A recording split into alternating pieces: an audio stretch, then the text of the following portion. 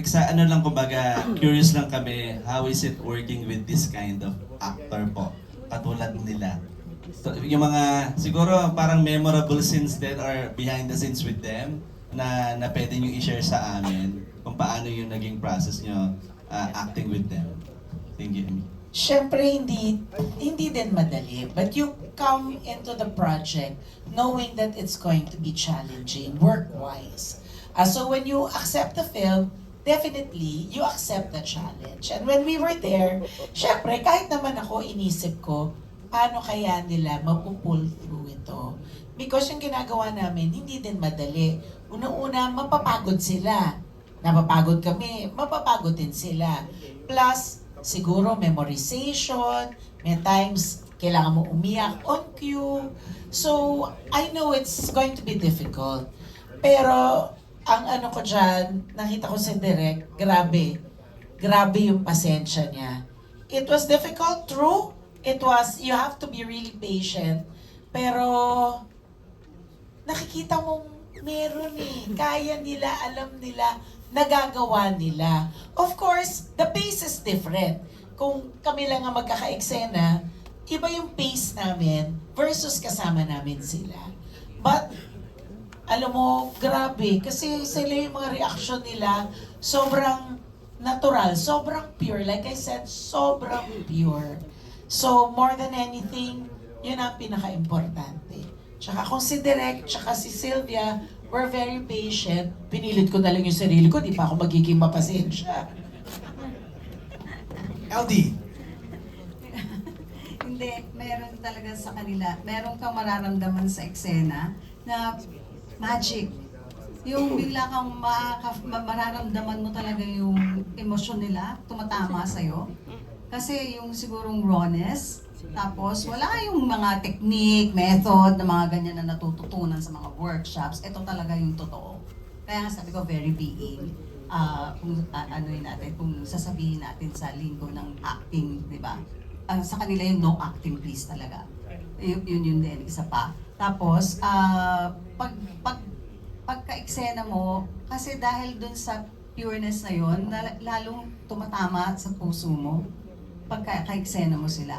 Actually, wala akong ginawa dito sa pelikulang to, kundi umiyak na umiyak. Hindi ko nga alam bakit. And kasi panapakontrol, si Bianca kailangan kontrolado yun sa kanya. Ako naman yung nanay na iyakin talaga dito. So, okay naman. Sumuwak naman talagang iyak ng iyak. Yun. So, tama ba, Direk? Pero wala, ang credit ko talaga para sa lahat ng buong ito ay si Direk. Kasi nakikita ko kay Direk kung paano niya talaga inaalagaan yung mga, sila, yung mga actors na kasama namin, na yung mga young adults, kami mga senior adults, yan. Namin ko na. Sorry, ano nga question mo? Yung Parang most memorable. Ano yung sa dami ng mga anecdotes mo with your co-actors, ano yung di mo makalimutan? Yung everyday na paggising nila, pupunta sila sa akin. Like yung sa out of town tayo. Saan kayo nag-shoot? Okay. Gusto ko lang din pong sabihin to, hitting two birds in one stone ako. Ginawa namin tong pelikulang to para may pagmalaki ang mga persons with Down syndrome. At the same time, may pagmalaki ko naman sa inyo ang hometown ko na Nasipit, Agusan del Norte at yung Claveria. So, si Direk, nung una, gusto niya sa Baguio, sabi ko, hindi. Bagong tema, bagong bida, bagong mga artista, bagong grupo, fresh sa mga mata yung mga bata. Bata na naman ako kasi fresh sila sa mga mata ko. So, kailangan pati location, fresh. So, dinala ko sila sa Mindanao. Yung sa hometown ko, sa Nasipit. Tapos, nag-Claveria kami. Yun din ang dapat yung makita sa pelikula. Yun, ang hindi ko makalimutan yung out of town kami, every morning merong pupunta dun sa room ko. Good morning, mamang. Tapos, sisiksik na sa kilikili ko. Alam mo yun, yayakap na. Tapos, how are you, mamang? Everyday na ganun, everyday na shooting na. Alam mo yun, wala silang ginawa ko din. Mararamdaman mo sa buong set, love. Love.